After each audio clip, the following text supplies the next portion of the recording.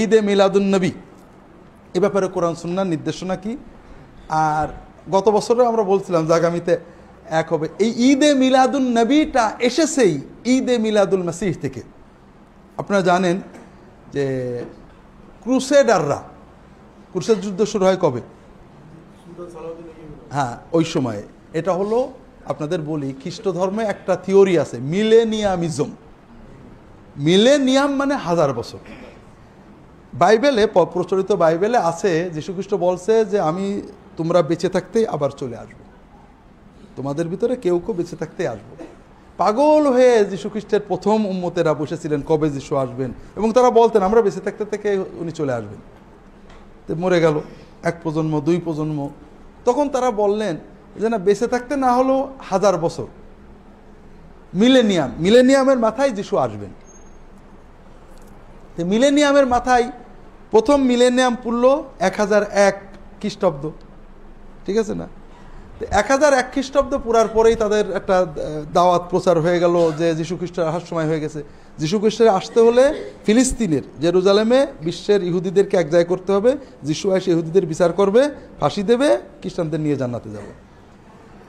এখন মিলেনিয়ামিজমের চেতনায় প্রথম মিলেনিয়াম 1000 খ্রিস্টাব্দ পড়ার পরে তাদের ভিতরে গুনগুন শুরু হলো যে ফিলিস্তিন দখল করতে হবে। তখন ফিলিস্তিন মুসলমানদের আন্ডারে। তখন ক্রুসেড যুদ্ধ শুরু হলো। খ্রিস্টান প্রচারকরা বললেন যে মুসলমানরা, এটা হলো একটা অদ্ভুত ব্যাপার যে মিথ্যার উপরে সব প্রচার। মুসলমানরা মূর্তি পূজা করে, আল্লাহ নামে একটা দেবতার পূজা করে, যীশু খ্রিস্টকে তারা অপমান করে, কোনো খ্রিস্টান দেখলেই জবাই করে, খ্রিস্টান নারীদের ধর্ষণ করে। তোমরা যদি কোনো মুসলমানকে মারতে পারো, তাহলে পারে কোনো মুসলমান মেরে কাঁচা যদি গোশত খেয়ে ফেলতে পারো, তাহলে পারে বিনা বিচারে জান্নাত। আর ক্রুসেডারদের এইভাবে উদ্বুদ্ধ করা হলে, আমি বানিয়ে বলছি না, এটা বইয়ে পাবেন। মতিউর রহমান নামে একজন ঐতিহাসিক, ঢাকা ইউনিভার্সিটির প্রফেসর, ওনার একটা বই আছে ঐতিহাসিক অভিধান, বাংলা একাডেমি থেকে প্রকাশিত, এখন আর বেরোয় না, ওটাতে পাবেন বিস্তারিত। তো যাই হোক, 1094 বা 98 খ্রিস্টাব্দের দিকে ক্রুসেড যুদ্ধ শুরু হলো। কথা বুঝেছেন? হিজরিতে 492 হিজরি সম্ভবত। তো এই সময় ক্রুসেড যুদ্ধ শুরু হলো। ক্রুসেডাররা প্রায় 15-20 লক্ষ ইউরোপিয়ান খ্রিস্টান, তারা ক্রস ঝুলিয়ে চলে আসলেন, এসে দ্রুত মুসলমানদের দেশগুলো দখল করে নিলেন। মধ্যপ্রাচ্য, যেটা সিরিয়া, লেবানন, ইরাক, মিশর, অনেক এলাকা দখল করে নিলেন। সেখানে লক্ষ লক্ষ মানুষ তারা মারলেন। কারণ বাইবেলের খুব স্পষ্ট নির্দেশ যে মারো, বন্দীদেরকেও মারো, আর বাচ্চাদেরকে পা ধরে আছাড় মেরে মাথা ফাটিয়ে ফেলো, এবং এভাবেই তারা মারছেন। তো মরার পরেও তো মানুষ থাকে। তারা ওই দেশগুলো প্রতিষ্ঠা করলেন, মুসলমান অনেক মারা গেল। মৃত্যুর পরে যারা থাকলো তারা মেজরিটি নাগরিক মুসলমান, আর রাষ্ট্র খ্রিস্টানদের হাতে। ওই সময়ে খ্রিস্টানরা ব্যাপক উদ্দীপনার সাথে ঈদে মিলাদ, কিন্তু ঈদে মিলাদুল মাসিহ, যেটাকে আমরা ক্রিসমাস বড়দিন বলি, এটা আরবি নাম হলো ঈদে মিলাদুল মাসিহ, এটা পালন করতেন। এই যে খ্রিস্টানরা মহা উদ্দীপনার সাথে ঈদে মিলাদুল মাসিহ পালন করতেন, এটা দেখে মুসলমানরা প্রথমে নাক সিটকাত, এটা ফালতু কাজ। 50 বছর, যেমন আমরা আগে জন্মদিন পালন নাক সিটকাতাম, এখন ওই দেখতে দেখতে দেখতে এখন পছন্দ হয়ে গেছে, এখন ইসলামী কায়দায় করি। কথা বলছেন না? তো এখন মুসলমানরা ওই সময়ও 50-60 বছর দেখার পরে ইসলামী কায়দায় আমাদের ওদের নবী আছে, আমাদের নবী নেই, কাজে আমরা একটু করি না কে, এরকম শুরু হলো টুকটাক। এরপরে 602 হিজরিতে, মাথায় ক্রুসেড যুদ্ধের প্রায় 100 বছর পরে, সালাউদ্দিন আইয়ুবির সময়ে, সালাউদ্দিন আইয়ুবির ভগ্নিপতি মুজাফফরউদ্দিন কুকবুরি, উনি ইরবিল, এখন ইরবিল শোনেন না, ইরাকে তো কুর্দিদের ইরবিলের বাদশা ছিলেন। সালাউদ্দিন আইয়ুবি কুর্দি, এখন তো কুর্দি আপনারা বোঝেন। ইরবিলের বাদশা মুজাফফর কুকবুরি কুর্দি, উনিও ওই ইরবিলের শাসক ছিলেন। উনি মিলাদুন্নবী শুরু করলেন। এটাতে অনেক ফায়দাও হয়েছিল ওই সময় মুসলমানদের ভিতর। মুসলমান তো পরাজিত, উদ্দীপনা উৎসাহ জাগছে নবীজির জীবনে। মিলাদুন্নবী বলতে ওই রবিউল আল মাসে প্রায় 1 মাস ব্যাপী আনন্দ উৎসব করতেন, ওয়াজ আর বিভিন্ন জিনিস করতেন। তাহলে প্রথম বিষয় হলো যে মিলাদুন্নবী কোথা থেকে আসলো? হ্যাঁ, ঈদে মিলাদুন্নবী শিখলামই আমরা ঈদে মিলাদুল মাসিহ থেকে, এবং এই বছরে দুটো একদিনে হয়ে গেছে। এখন কথা হলো ঈদে মিলাদুল মাসিহতে যান। মজা হলো এটা একটা বেদাত। খ্রিস্টান ধর্মের সবচেয়ে বড় মিথ্যা এবং বেদাত হলো ক্রিসমাস। এটা আমি বলছি না, এই বর্তমান পোপের আগে কি ফ্রান্সিস, এর আগে ছিল কে, বেনেডিক্ট 16। হ্যাঁ, বেনেডিক্ট 16-এর বই আছে, infancy narratives of Jesus Christ, পাওয়া যায়। উনি লিখেছেন 25শে ডিসেম্বর যীশুখ্রিস্টের জন্ম, এটা একটা ফালতু কথা, 25শে ডিসেম্বর যীশুখ্রিস্টের জন্ম না। তাহলে পরে তারা কেন ক্রিসমাস পালন করেন? কারণ তাদের ধর্মে বেদাত বলে কোনো জিনিস নেই। যে কোনো ভালো কাজ তো ভালো কাজ, অসুবিধা কি? আমাদের ধর্মে ভালো কাজ ভালো বলে গণ্য করার জন্য মুহাম্মদ সাল্লাল্লাহু আলাইহি ওয়াসাল্লামের রিকমেন্ডেশন লাগবে, ঠিক না? এর বাইরে কোনো কাজ ভালো না। সেজদা করা ভালো কাজ না, যেখানে নবীজি সিজদা সেখানে সিজদা করা ভালো কাজ। টুই মাথায় দিয়ে ভালো কাজ না, যেখানে নবীজি টুই মাথায় দিয়ে সেখানে ভালো কাজ।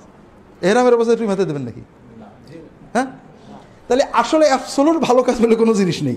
মুহাম্মদ সাল্লাল্লাহু আলাইহি ওয়াসাল্লামের অনুসরণ হলো ভালো কাজ, কিন্তু ওরা বলে ভালো তো। আরেকটা জিনিস কি, খ্রিস্ট ধর্মের প্রচারকরা প্রথম থেকে সহজ করতে চেয়েছেন, কঠিন করে ফেলেছেন। যে সমাজে যেটা আছে ওইটাকেই খ্রিস্টান ধর্ম বানানোর চেষ্টা করেছেন। ক্রিসমাসের ইতিহাস হলো 25শে ডিসেম্বর শীতের শেষ, সংক্রায়ণ বলে। এখানে রোমান পত্তলিকরা, প্যাগানরা এই সময় নতুন বছর, দিন বড় হচ্ছে, নতুন গরমকাল আসবে বলে ওই সময় উৎসব করত। যেমন আমাদের যে বিভিন্ন বসন্ত পূজা, হ্যাঁ, ওই ধরনের একটা অনুষ্ঠান করত। তো খ্রিস্ট ধর্মের প্রথম 300 বছর প্রায় মানে জুলুম ছিল, রাষ্ট্র অত্যাচার করত। 325 খ্রিস্টাব্দে বাসটা কনস্টান্টাইন খ্রিস্ট ধর্মকে রাষ্ট্রধর্ম করেন এবং অন্যদেরকে জোর করে খ্রিস্টান বানানো হতে থাকলো। সব বাকিদের ধর্ম পুড়িয়ে ফেলা হতে লাগলো, ভেঙে ফেলা হতে লাগলো। ইন্টারনেটে ডেমোলিশ দেম একটা বই আছে, এটা গ্রিক ভাষায় লেখা, ইংরেজি আছে, ইন্টারনেটে পাওয়া যায়, ছাপা পাওয়া যায় না। ডেমোলিশ দেম, এটা পড়লে যারা তরুণ প্রজন্ম তোমরা জানবে যে কি প্রচণ্ড ভয়ঙ্কর বর্বরতার সাথে মানুষদের খ্রিস্টান বানানো হয়েছে। এই সময়ে পাদ্রীরা দেখলেন যে 25শে ডিসেম্বর প্যাগানরা, রোমানরা উৎসব করে। ওই দিন যদি আমরা একটা উৎসব ধর্মীয় কায়দায় বানায় দিতে পারি, তাহলে ওটাই আমাদের উৎসব হয়ে যাবে, ঠিক আছে না?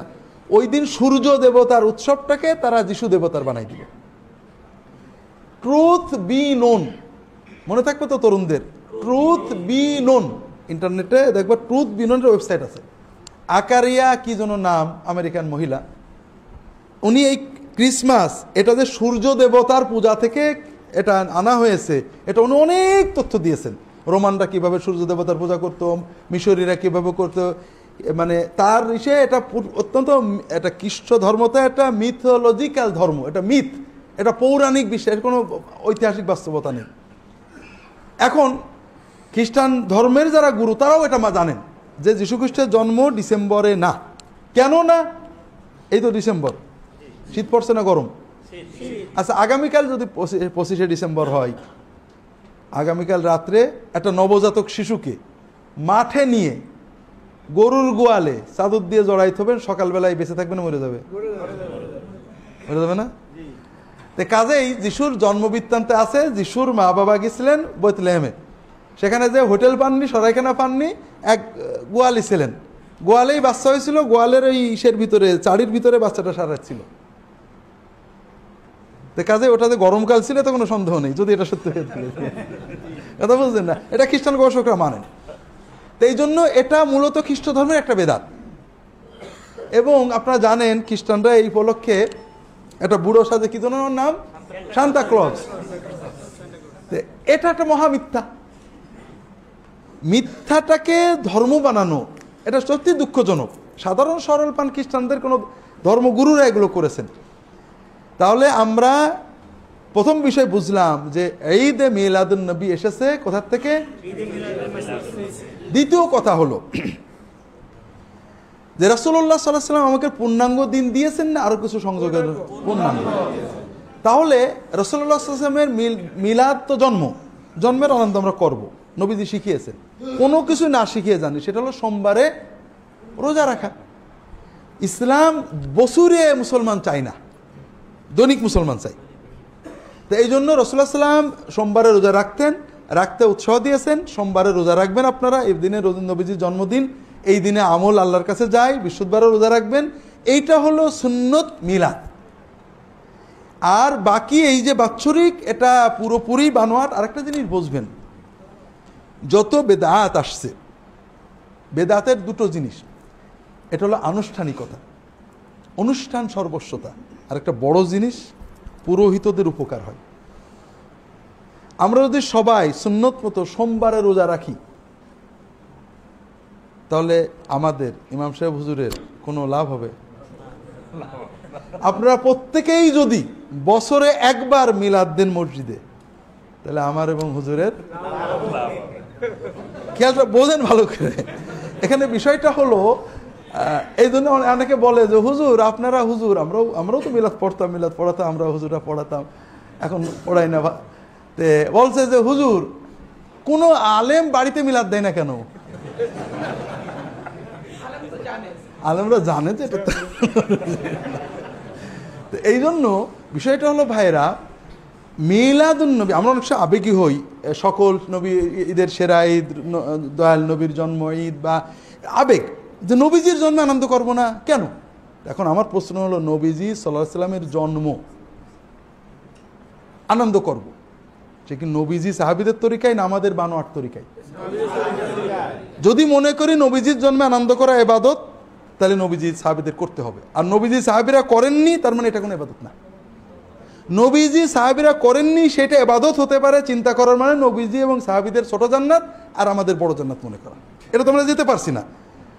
দ্বিতীয় হলো, রাসূলুল্লাহ সাল্লাল্লাহু আলাইহি ওয়াসাল্লাম তার জন্ম কবে? হ্যাঁ, তার মানেটা কি? তার মানেটা হলো 12ই রবিউল আউয়াল যে ঈদে, এটাই তো সাহাবীরা জানতেন না। সোমবারে নবীজির জন্ম সাহাবীরা জানতেন। আপনি কোরআনের নেই, হাদিসের নেই, সাহাবীদের যুগে নেই, তৃতীয় প্রজন্মে এসে তাবেঈনরা যখন ইতিহাস লিখতে শুরু করেন, তখন এইগুলো নিয়ে গবেষণা হলো। তাবেঈনদের যুগ থেকে কিছু কথা আছে, অনেক মত আছে। তার মানে সাহাবায়ে কেরামগণ এই দিনটার কোনো গুরুত্ব দেননি। খেয়াল করেন, খ্রিস্টানরা ক্যালেন্ডার গোনে কোথা থেকে? খ্রিস্টাব্দ মানে কি? যিশুর জন্মের বছর থেকে। মুসলমানরা ক্যালেন্ডার গোনে কি থেকে? মুহাম্মদ সাল্লাল্লাহু আলাইহি ওয়াসাল্লাম জন্ম বছর থেকে। হ্যাঁ, তাহলে কি বোঝা গেল?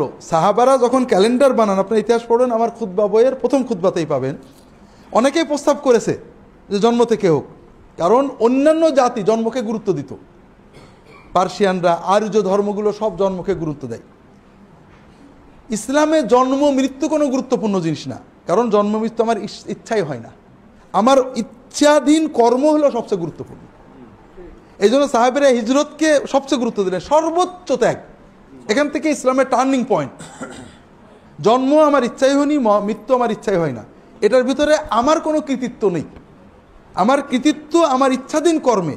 আর ইসলামের সবচেয়ে বড় টার্নিং পয়েন্ট ছিল নবীজির সর্বোচ্চ ত্যাগ, সাহাবীদের সর্বোচ্চ ত্যাগ, আনসারদের সর্বোচ্চ ত্যাগ, মুহাজিরদের সর্বোচ্চ ত্যাগ। ইসলামের সর্বোচ্চ বিজয়ের শুরু ছিল হিজরত। কথা বুঝতে পেরেছেন? তাহলে বোঝা গেল সাহাবীরা জন্মদিনকে গুরুত্ব দেননি। এই জন্য আমরা মোমেনরা আবেগে করেন, আল্লাহ তাআলা তাদের আবেগকে মানে ভালো পথে পরিচালিত করেন, আমরা দোয়া করি। আর অনেকে বোঝেনি না, এটাকেই দিন মনে করেন, আমরা তাদের কাছে সঠিক দিন পৌঁছাতে পারি না। এই জন্য আমরা সঠিক দিন কোনো কাজের সমালোচনা না করে রাসূলুল্লাহ মহব্বত, তিনি কিভাবে এটা করেছেন এটা মানুষের জানাতে পারে। আমরা যারা সচেতন, অবশ্যই এই দিনে 12ই রবিউল আউয়াল রাসূলুল্লাহর জন্ম, এটাই নিশ্চিত না। দ্বিতীয়ত 12 রবিউল নবীজির মৃত্যুদিন, তা আমরা এটাকে মৃত্যুদিন শোক দিবস করব, কালো ব্যাস পড়বো না সাদাটা পড়বো, সেটা আগে কোন? হ্যাঁ, কোনোটাই না, কোনোটাই ইসলামেরই না। অনেকে বলে যে 12ই রবিউল আউয়াল ফাতেমা রাদিয়াল্লাহু তাআলা নাকি শোকে ছিলেন না আনন্দে ছিলেন। এখন কথা হলো যে এই জন্য, সম্ভবত এই জন্যই রাসূলুল্লাহ সাল্লাল্লাহু আলাইহি ওয়াসাল্লামের দেখেন জন্ম, নবুয়াত, হিজরত, ওফাত সোমবারে, যেন মুসলমানরা আলাদা কিছু না করতে পারে, রোজা ব্যাস, আর কিছু না।